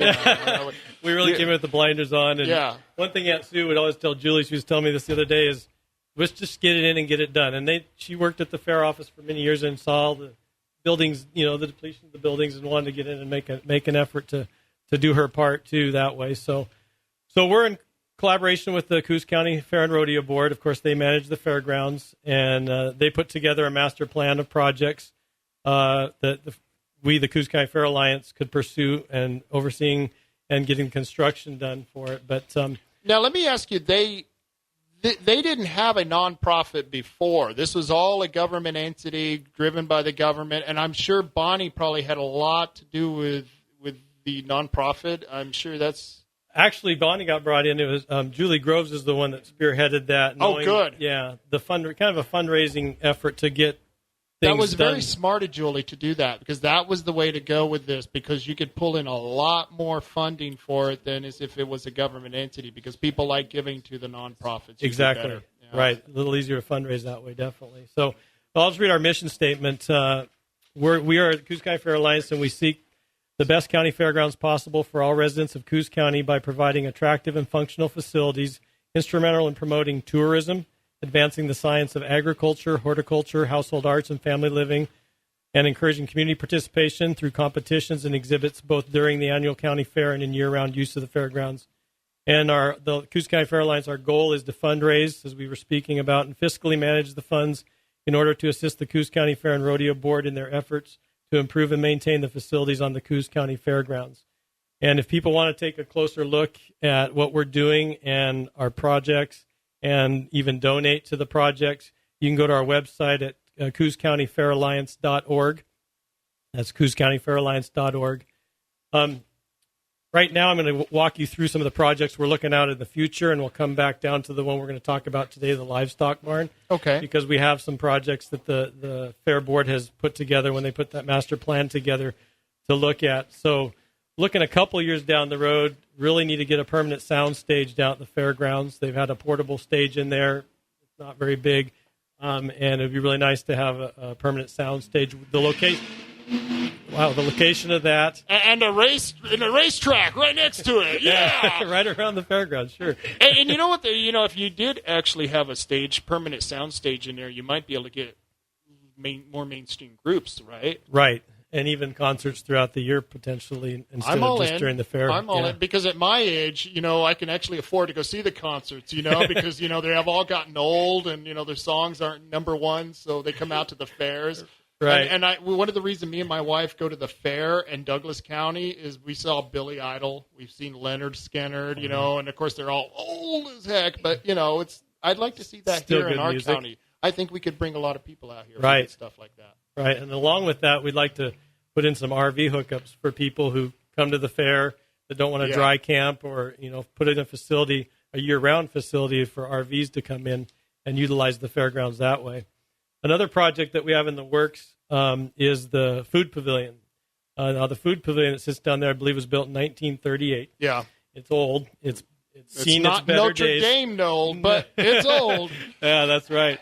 And so right now, I think the Bridge Grange, I think it's Cook Hill Lions, and the Boy Scouts have booths in there. There's 3 booths in there. But the new food pavilion is going to feature 6 food stations. We'll have covered seating, a patio, and a courtyard, a grape arbor, a tongue and groove wood ceiling, evening lighting, and will feature 4 gables and a cupola. It'll also be available for year-round use and for special events and even dance venues. And I think expanding that food pavilion will allow. I know the senior project for senior grad, they do the chicken booth, right? And they have the trailer across the way. They may be able to still barbecue over there, but maybe potentially move their booth into the new food pavilion. So we have with the new food pavilion right now, it's in the works. I mean, we've got rolling. In fact, I brought a brochure. I could throw it at you, but if you go on our website, you can see the design and the brochure under the food pavilion link, the new food pavilion link. But the food pavilion is we've got a $100,000 matching donation already set in place. We have, and so if we can get that $100,000 in to match it, obviously it's there, and then about another $59,000 will get that food pavilion built. We're shooting for the 2020 fair. So after this year's fair, hopefully get that food pavilion built. So back in the day, the Bridge Grange used to advertise with their hamburger slogan, "A loaf of bread, a pound of meat, and all the mustard you can eat." And so that tradition, the fair's been around since 1912. And back when F.G. Herman and Ida W. Hansen opened a confectionery stand on the fairgrounds. So it'd be really nice that tradition just continued through the food pavilion. I hope that I haven't seen the design. I'll have to get it up here on the internet. But the one thing that I like about the food court is the way that you get to sit around where they make the food. That's really neat. They have the benches all around, and you kind of it's a very homey home type of thing that you can only get in small state fair venues. So I hope they keep that type of idea when they do the new. Yes, I believe so. And we're talking about embedding information about our county and logging and in different industries under the glass right cover. On the counter. Yeah, right on the counter. So that's people a good idea. that maybe don't understand the logging industry or whatever, to be able to have information out there on that. So yeah, they're definitely going down that road. Good. Also, the poultry barn. We've had a lot of renovation going on down at the poultry barn, and much needed repairs. They've rehabbed the new floor. They put in new concrete. They have poultry pens and a lot more. Pat Fure is the poultry barn superintendent, so she gets a lot of the kudos. The funds funneled through us, but she's done all the work in going out and getting in-kind donations, getting 4-H groups to and their families to help do labor free of charge. So you can, on the website, we have a link for the poultry barn updates that you can look at. So the big project that we're involved in right now is the livestock barn, and we're embarking on this with the fair board. About last year, there was ideas for a bigger building, but cost perspectives out there changed the plan, and we've got a pole barn building that we're using for the livestock animals that we're building, and it's actually the bare bone structures really near completion. If you've been down there, been on our website, you'll see the photos that we've been posting. How long has that been down there like that? Is this something that just the construction is just started? I'm going to run down the timeline for you here in just a minute. You're jumping the gun. I'm jumping the gun. That's how I am. I get excited. Actually, we just it's going to be a 32,682 square foot building. It's 210 feet by 156 feet and about 16 feet on the center trusses. It drops down, as you go out and expand out. It's a 2 and 12 slope on the roof, metal roofing, and so the preliminary plans for the building got going back in October of 2018. And DB Western Inc. about that time stepped forward. Dennis Beetham said, "Well, I'll be the lead contractor. I really want to see this building go." And he was really the driving force that lit the fire under the Fair Alliance to really pursue this. There were some large donations that came in, up to about $175,000, and so that really, we had a bench of funds to start from fundraising at that time. Can I stop you right there? We're going to have to go to a commercial break because I got to pay some bills, and when we get back, I definitely want to go right back to where you just left off. So mark that in your spot, and with that, we'll be right back. I'm the third generation of our family-owned and operated business, Ragin' Coffee Company. For a quarter of a century, we have been providing some of the best coffee around. We are NOP certified organic by Oregon Tilth since 2007. We make it easy by offering free shipping from our website, RaginCoffeeCo.com. That's RAYJEN CoffeeCo.com. You can find the packaged coffee at Bandon Coffee Cafe, Coastal Mist, and McKay's and Bandon. Give it a try. Ragin' Coffee. You'll be hooked. The RV business is booming at the Boomin' Y, and Gibbs RV is looking for nice pre-owned RVs to consign or buy. Gibbs RV makes it so simple. They will come to your location, give you a fair appraisal, and help take care of all the paperwork. It doesn't get any easier than that. So let the professionals at Gibbs RV take the hassle out of selling or consigning your RV. Stop by and see them today at 1845 Ocean Boulevard in Coos Bay by the Big Boomin' Y in Empire, or check them out at GibbsRV.com. This here's Milo. And Lyle. For Bayshore Auto, your one-stop auto store. Lyle, did you know Bayshore Auto is AAA approved? Yep. And did you know that they're ASE certified? Yep, I did. And did you know that they got high-quality auto value parts? Everybody knows that, Milo. You think? Yep, don't take no genius spot a giraffe in a buffalo herd. Bayshore Auto on Highway 101 at 1887 North Bayshore Drive. They stand real tall. Yep. Hi, Danny at Far West Tire and Auto here. With winter in your rearview mirror and summer around the corner, it's time to consider upgrading to Goodyear tires. And now couldn't be a better time. With Goodyear's Soaring into Summer Savings event from April 1st to June 30th, you can get up to $160 back on 4 select Goodyear tires. So stop by Far West Tire and Auto on Highway 101, Coos Bay. Always the right tire, always the right price.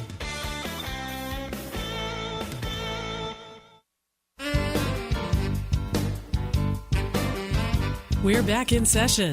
It's the Rob Taylor Report. And here he is, Rob Taylor. Hey, everyone. We're I'm being joined by Dan Berg from the Coos County Fairgrounds. He's talking about the barn that's going on, and he's going to continue telling us a little bit more about the infrastructure of what's happening. Livestock barn. Yeah, the Coos County Fair Alliance. Yep. Yeah, that's where we're at. So just to back up a little bit, the history of the barn, we can't pinpoint how many years ago it was torn down, but it was deemed unsafe, and the Fair Board back then had the barn torn down, and it's been 12 years, we're not sure. Right. And so they brought in, and with the great intention of rebuilding the barn, but the funds just didn't come in to do that, and so they started renting tents. They had to rent tents to house the livestock animals and the 4-H and FFA kids, and so those tent rentals have increased yearly, and this next year they would have paid $29,000 to rent tents, which takes a big bite out of the Fair Board's budget. That's huge. It does, and to bring in quality entertainment. And so that $29,000 is going to be a big benefit for them. So we got the building going in January. And in fact, the building, the original dimensions were going to be 179 by 156 feet. And after barn superintendents got their heads together with the Fair Board and Dennis Beetham, and he was working the plans and engineering the plans, they decided to expand the barn by 31 feet to the west to give it the 210 by 156 foot, 32,600 square foot barn. That sounds like something Dennis would do. Just make it bigger. That's Dennis. Yep. Well, it was to accommodate all the animals and livestock. Yeah. I mean, there's 347 kids from the 4-H groups that were at the fairgrounds the last few years, and they're projecting about 450 entries this next year from those kids, plus 15 to 20 FFA students, and then the open livestock division. So there's a lot of animals to house under that barn. And let me explain to everyone out there, we just went through an election where I had put a tax repeal for an urban renewal agency over there on the port, and you people, you didn't do that tax repeal, and you allowed the tax continue. Well, that tax takes money away from the 4-H group. That's right. 4-H is one of the districts that loses money. So since you folks decided to go ahead and continue the tax that takes money from the 4-H, I think you should reach into your pockets now and give some money to this project, because it's, the 4-H club, those guys are going to be the ones who are going to be growing our future food. They're going to be the ones ranching and farming. Agriculture is huge, and we need it. It's a big business here. They talk about tourism. Well, about 40% of the money that we get is from agriculture here. So, it's a huge deal. So this is something that's very important. So I'm sorry. Please continue. That's okay. And if you want to donate, again, our website is cooscountyfairalliance.org, and there's a donation button on there for the livestock barn on the home page and on the barn progress page. And you can even donate to the food pavilion page. At the top of the donation box, once you click on it, you can do it through PayPal or a credit card. Nice. We're asking that the donations, when you put them in, will first go for the livestock barn, but in the case that we overraise, which would be an awesome thing, those funds will be moved on to the food pavilion and then other projects. That's great. That's great. So we had the posts and the trusses ordered in December, and during that time we were working on a ground lease contract agreement with the county so that we could take site control as a nonprofit, because a public grounds like that owned by the county would then become a public works project, and we'd have to pay prevailing wages. Right.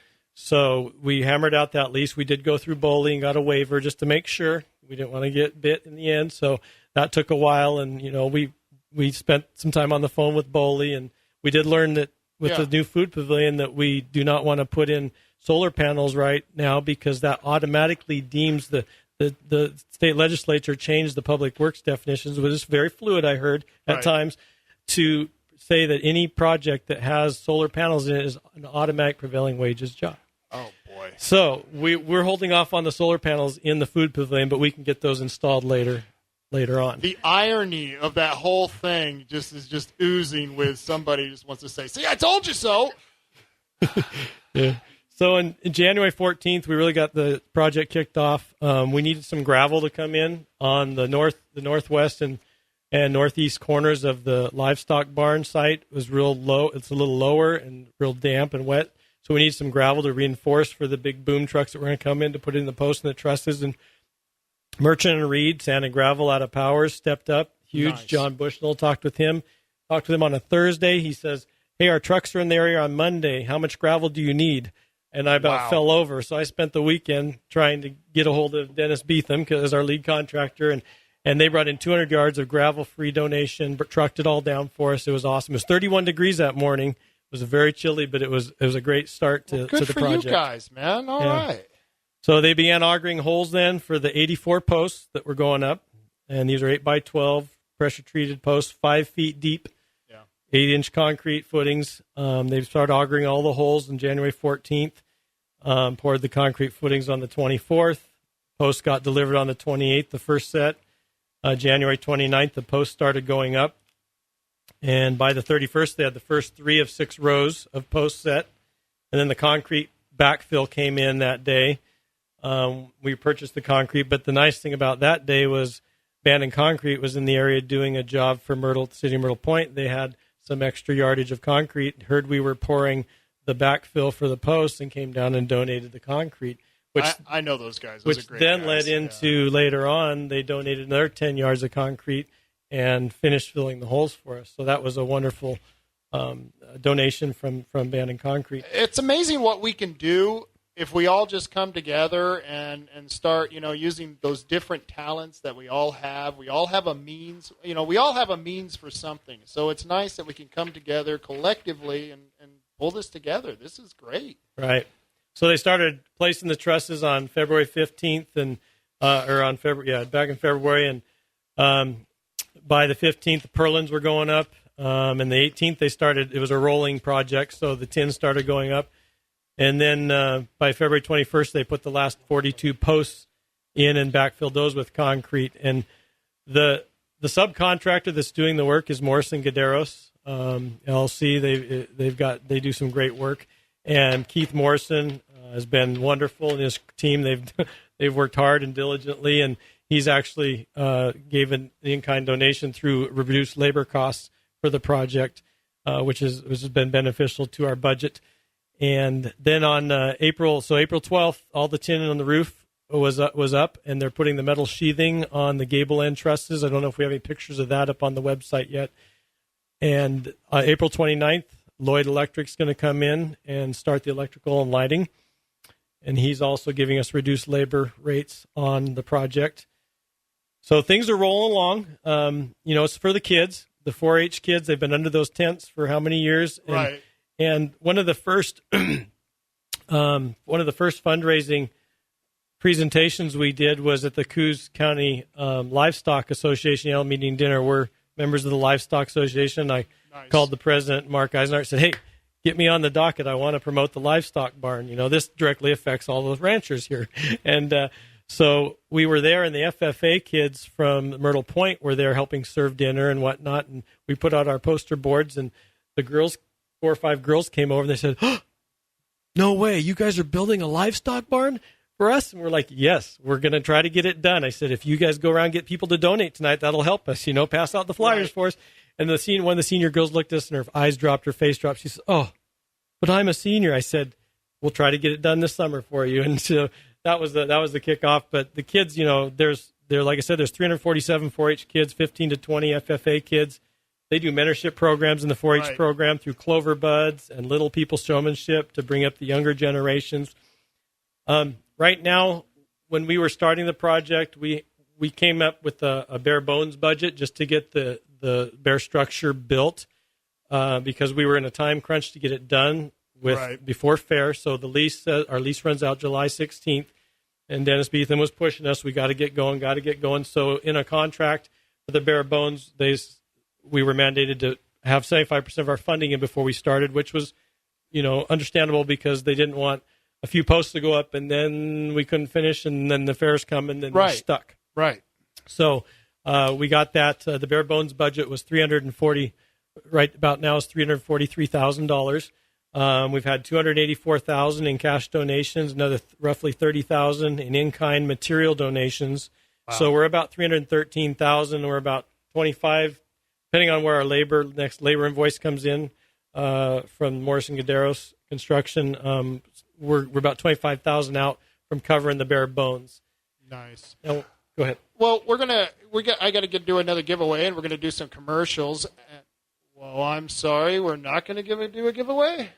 Okay, so we are going to go to commercials, and with that, we'll be right back.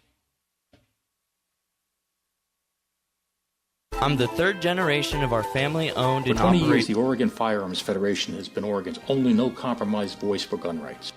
While other organizations who claim to speak for gun owners made deals to bargain away your liberty and property, office stood face-to-face with the gun grabbers in Salem to protect your rights.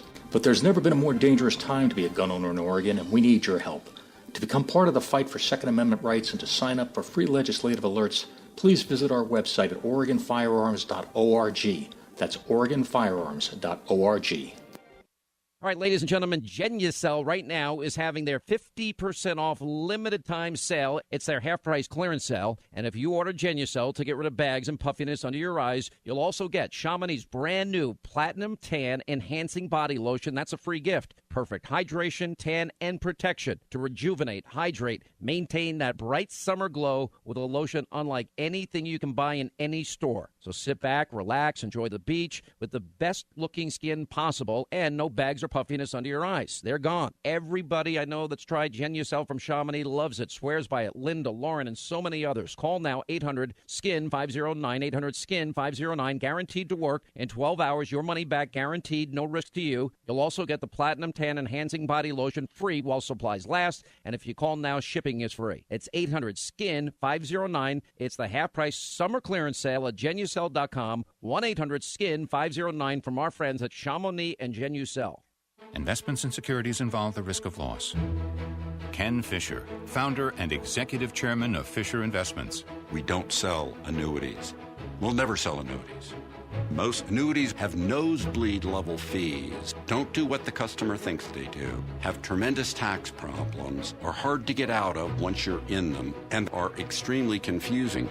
Don't let the sound of guaranteed income lead you to financial headache. Call now for your free report, Annuity Insights, and find out why legendary money manager Ken Fisher hates annuities. Call 1-800-770-3377 and see what you might be getting into.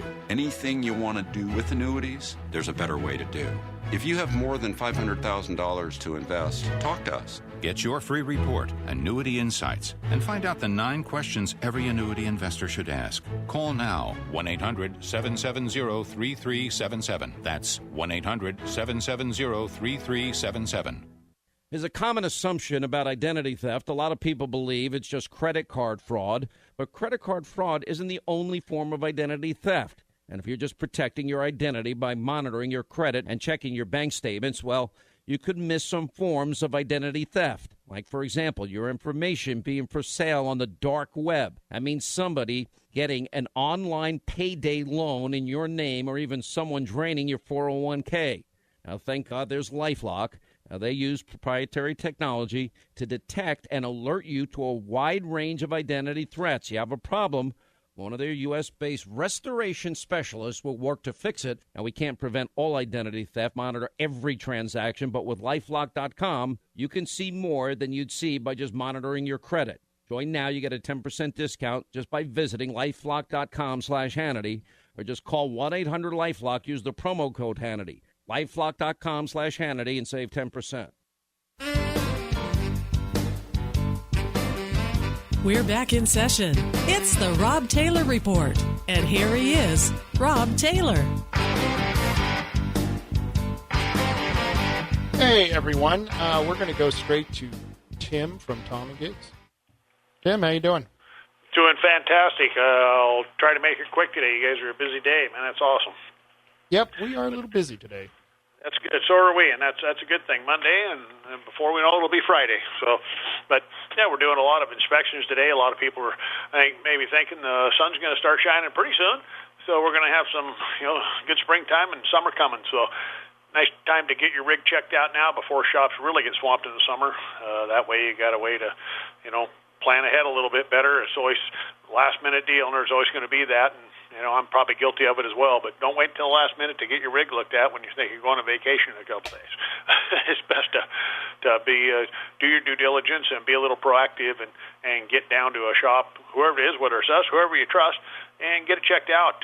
Safety of your family is a big deal. So we can do a massive inspection of your rig, all detailed out, checks everything that normally you would see wearing with the vehicle, and especially safety issue stuff.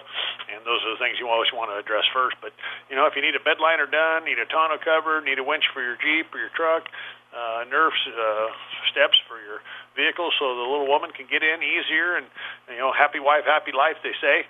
So it's always a good thing to make, accommodate their wishes. And if you want to make it just look better, we can put a nice stainless steel tip or something on your tailpipe, make it look cool. If you want to make it sound different, we can do a lot of different things there as well. And, all the accessories that we do. So, alignments and brakes and shocks and suspension, that's what we pretty much do. I call it undercar care, but, brakes are a big deal. They may not be glamorous, but, it's a necessity. And it's a safety thing. So if you want to get it checked out, give us a call. We'll set a time and get it in here and evaluate it and give you a cost and go from there. But if you need a spray and liner done, usually we can do those every couple of 3-4 days out. Sometimes we're a week out, but generally if you're thinking about getting that done, give us a call. We can schedule a time for that. And if it's just RC questions or you want to bring your munchkins down, or, we're all big boys with toys, so, whether Right. they're real full-size trucks or whatever. But anyway, phone number 541-888-4660, and give us a scream. And 135 South Shoneman is the place, and we're one block past the Boomin' Y. And Calvin Coolidge has a good quote, says, "This country would not be a land of opportunity. America could not be America if the people were shackled with government monopolies." Sounds kind of familiar, doesn't it? Yeah, it does sound familiar. Thank you, All those Tim. are very much wisdom. So anyway, I appreciate you guys letting me be on, and we'll talk to you next week. All right. Thank you. And we're going to wrap up here with our guest that we're having, talking about the barn, telling you how you can get involved, and a website where you can help see what's going on. There is a picture of the construction of the barn on that website if you scroll down, and it'll give you a place where you can donate. So that's the most important thing, because this is a community thing. The county fair is something that brings us together. It's one of the places where you can go and get a lot of action on what's happening in the community as far as livestock, as far as agriculture, as far as mining, as far as the timber industry, and all the politics that are going on in the local area. So go ahead and wrap this up. What can we do for this? Well, once again, we're at $343,000 for the bare bones budget, so we're about $29,000 away. Our goal is $500,000, which will get us all the bells and whistles, as you'll see on our website, which is electrical and lighting, water lines and spigots into the barn for the kids to get water for their livestock, drainage upgrades, possibly gutters for water runoff, cupolas we're looking at putting on top, and we're looking at working with the area high schools to get the weather vanes, the plasma cutter weather vanes produced for those.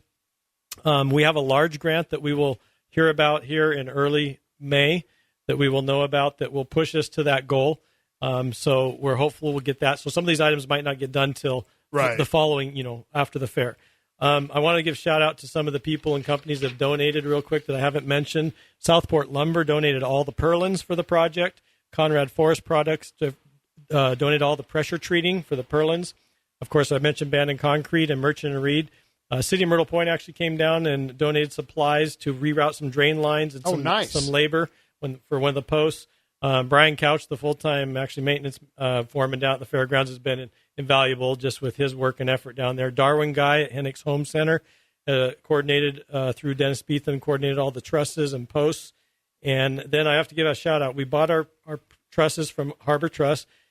and we paid for them, but Don Kirk went above and beyond. When the slide happened down 101, we had 62-foot trusses that needed to be transported up to keep the project going, and we were going to get shut down. He manufactured a special trailer to get those 62-foot trusses on and went through Carpenterville over the mountains to get those trusses to us. And that's not an easy route. No, it's not. That's impressive. Yeah. All right, kudos to him. Special shout out to Don Kirk for that. All right. So we we've gotten donations from Organic Valley, local. A lot of the dairies in here are with Organic Valley. We were sponsored and gave us a large donation. So go to our website, www.cooscountyfairalliance.org. Click on the red donation buttons. When the building's complete, we will have a handoff to the county. Nice. We're going to have a signage reveal at the time, your donation. You'll be on the board for your donation.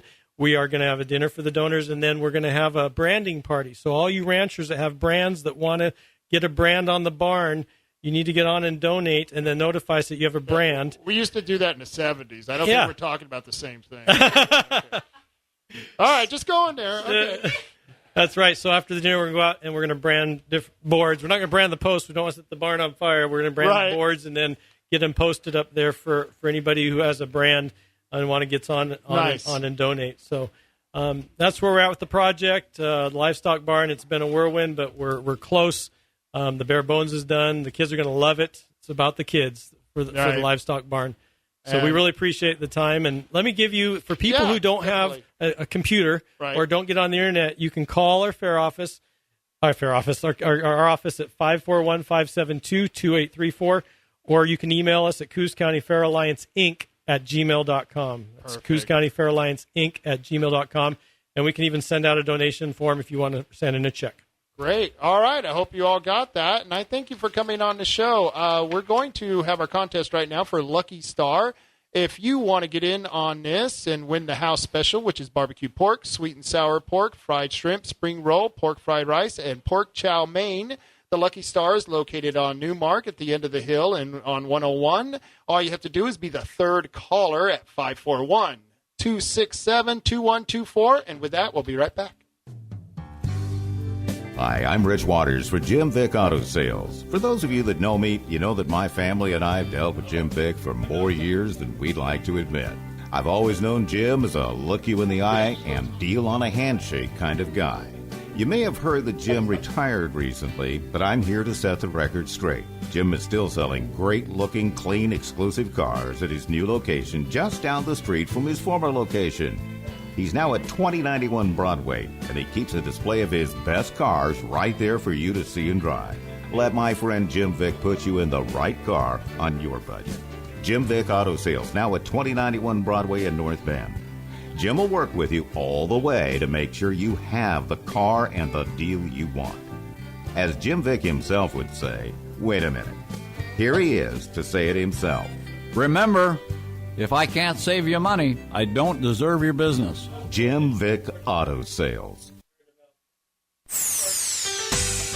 Spring in for your next service or repair at Bayshore Auto. They specialize in engine diagnostics, performance, brakes, steering, and suspension, alignments, canopies, exhaust services, accessories, and more. Take care of your vehicle, and it will take care of you. For your car, truck, or motorhome, call Bayshore Auto for all your maintenance needs. Bayshore Auto, 269-2700. Looking for a new or used firearm? You should get to know the friendly folks at World Pawn Exchange. Located at 1980 Sherman in downtown North Bend, World Pawn Exchange buys, sells, and trades firearms of all types. And with their extensive, ever-changing inventory, they could have just the right firearm for you. If they don't have that gun that you want in stock, they'll be more than happy to special order it for you. World Pawn Exchange in downtown North Bend, where you'll find more than you can possibly imagine. The clear leader, Herbal Choices. Join the Herbal Choices happy family for best selection. 100 strains, always fresh. Unlike stores that always have the same old products, there's always something new at Herbal Choices. 100 strains and growing. And check Jim Belushi's new harvest. Just in again and better than ever at Herbal Choices. Coos Bay, Charleston, and Bandon. And online at theherbalchoices.com. Hey, Jim Belushi here. Herbal Choices on the southern Oregon coast is where you can find my new harvest, Lucy's Private Vault. Check it out. And reasons are clear. With 100 strains, Herbal Choices sells so much product that everything is always fresh, and there seems to be something new every time I see my Herbal Choices Happy Family. All our friends agree. The clear winner is Herbal Choices, the only choice. Check it out. It's the only choice. Do not operate a vehicle under the influence of marijuana. For use by people 21 and older, keep out of the reach of children. And now, here's some food for thought from Jim Bice. Have you noticed we seem to have become a nation of angry people? Too many of us carry a chip on our shoulder and find racism everywhere, sexism around every corner, misogyny is rampant, and homophobia and hatred of transgenders is totally out of control. Is it any wonder we have masked leftist thugs lashing out with violence and accusing everyone but themselves of being fascists? We now have a Democrat majority in the U.S. House of Representatives, with scores of avowed communists in their ranks who refuse to cooperate with the system as founded, but seek to overturn it. But how do we get to this point? The universities and colleges in America today have become nothing more than breeding grounds for hate and planting the seeds for civil disorder. Students are being trained by cultural Marxists in both the faculty and administration, and this has been going on for decades. It all began in the 80s. Students were told the only thing they needed to know about a book was the author's race and gender to decide whether it was of any value. Therefore, many of the great works of Western civilization were discarded, and it's much worse today than it was then. From the moment a student enters college, the bureaucracy is determined to drum into his or her head identity politics, that they are either an oppressor or the oppressed. They convince the so-called oppressed that they are owed something, that religion and America are racist, sexist, and unfair, and they are obligated to beat their perceived oppressor into total submission. In the process of this indoctrination, they have created a large population of damaged atheist collectivists that despise their country and the ideals that built this nation. They carry their victimhood with them as a badge of enlightenment. They see racism and sexism everywhere they look. Students today go around blaming our institutions and even our Constitution of inherent racism where it doesn't exist. As a result, we have a vast number of young people who refuse to take advantage of the opportunities this country has to offer, thinking they are selling out their ethics, whatever that is. They've been thoroughly indoctrinated in the ways of socialist dogma. The last several generations of these perpetually angry and perpetually offended people are now pushing their way into positions of power so they can inflict their version of a Marxist utopia on the rest of us.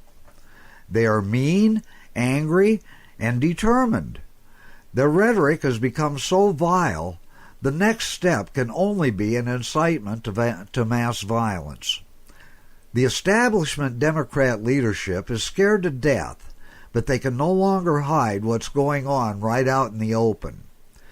They've been overrun by these zombie-like clones bent on reshaping this country, and the current leadership dares not go against their will for fear of losing their power. With the help and assistance of the Democrat Party, these young socialists have been given enough comfort, consolation, and confidence to now demand change, and they will accept nothing less. Couple that with the millions of illegal aliens in this country who have little experience or understanding of a strong constitutional republic, there's no doubt the Democrats have created a monster. Where all this will ultimately lead is something we should all be concerned about. The fact is, we're all to blame for what's happening. All of us, for too long, trusted the education system and our political institutions, and while we weren't looking, they turned our young people into enemies of the Constitution, enemies of our culture, enemies of our history, enemies of God, enemies of common sense, and enemies of anyone who disagrees with them. Just some food for thought. We're back in session. It's the Rob Taylor Report. And here he is, Rob Taylor.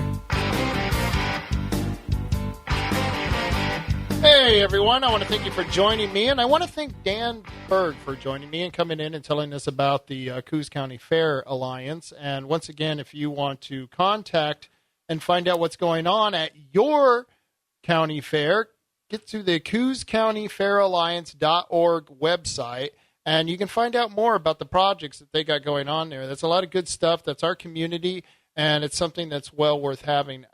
One of the things that's going on in the legislature right now is SB 978. It's going to make criminals out of most gun owners, and if you don't do something about it, they're going to pass it. And from what I hear from my sources up in Salem is that the Republicans are very serious about not participating in this event. They don't want to have anything to do with it. The Republicans are very upset that that the Democrats have put this bill in there because it's mostly unconstitutional. The fact is that anyone who owns a gun or has a concealed carry license in Portland, there's almost nowhere you can go in Portland that is not somehow connected to private or to a public building or to public property. And one of the amendments in this legislation would make it a crime to take a gun onto even the airport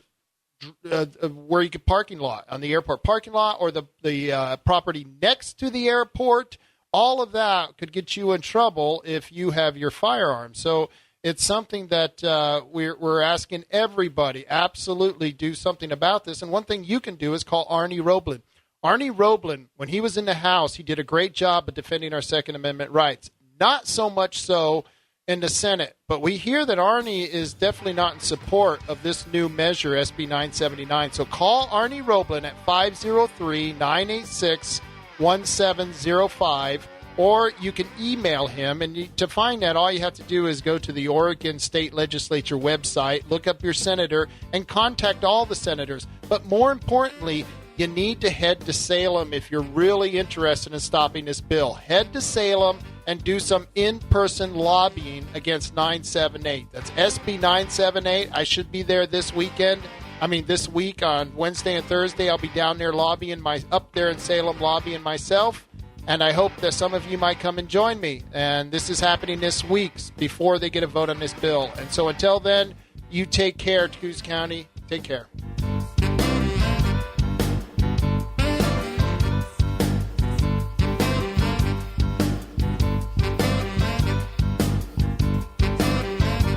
Finally, the way talk. Notre Dame Cathedral.